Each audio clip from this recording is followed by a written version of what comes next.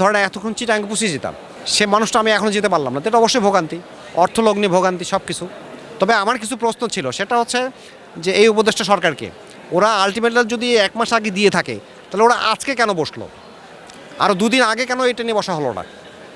Train running রেখে, জনগণকে ভোগান্তি না দিয়ে রানিং রেখে তারা কেন ওই সমাধান পথ বেছে নিল না? এখন হোটেলে থাকতে হবে, কারণ ট্রেন ছাড়া আমরা তো যেতে পারবো না। বাসে আমাদের জার্নি আদৌ আমরা কমফোর্টেবল ফিল করি না। আমরা কুষ্টিয়া যাওয়ার জন্য আসছিলাম, কিন্তু আসে দেখে ট্রেন নাই। আসলে আমাদের যে ভোগান্তির আর শেষ নাই, যে কি অবস্থা, রেলওয়ে কর্তৃপক্ষ নয় কি আন্দোলন করতেছে, সে আন্দোলনের জন্য তাদের এই কর্মবিরতি চলতেছে, যার পরিপ্রেক্ষিতে রেল কোথাও থেকে ছেড়ে আসতেছে না এবং কোথাও যাচ্ছে না। এখন আমাদের তো নিরুপায়, কোথায় কিভাবে যাব সে মানে দিক নির্দেশনা পাচ্ছি না, এমন অবস্থা।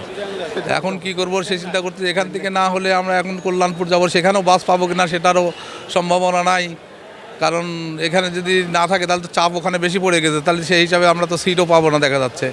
এখন কি করবো, সেই দিশেহারা হয়ে গেছে। এখন 2-3 দিন আগে শুনছিলাম তারা একটু আন্দোলন করতেছে তাদের কিছু দাবি দেওয়া নিয়ে, কিন্তু তারপরও টিকিট তো কাটছি 5 দিন আগে, তখন তো জানতাম না। যেহেতু 4-5 দিন আগে টিকিট না গেলে টিকিট পাওয়া যায় না।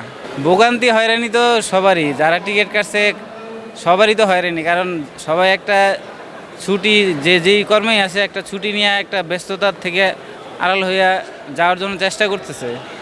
এখন এই যে বাইরে একজন দেখলাম 9-11টা ট্রেন, উনি যাইতে পারে নাই, বাস ছিল, বাসও চলে গেছে, এখন উনি কী করবে উনি ভালো জানে।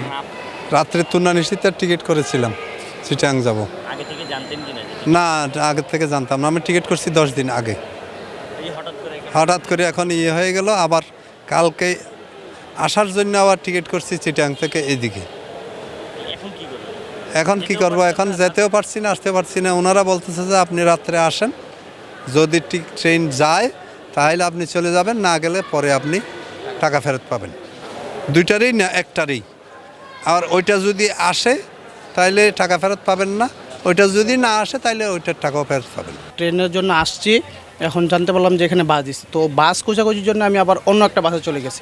আমি এখানে মানুষ ছিল, ওদেরকে জিজ্ঞালাম যে নেত্রকোনা বাস কোনটা, আমাকে অন্য একটা বাস দেখাই দিয়েছে। তো ওইখানে গেলাম, তো ওনারা বলতেছে না, এটা নেত্রকোনার বাস না। তো এইভাবে খুঁজতে খুঁজতে আমি এই নেত্রকোনা বাস পেয়েছি।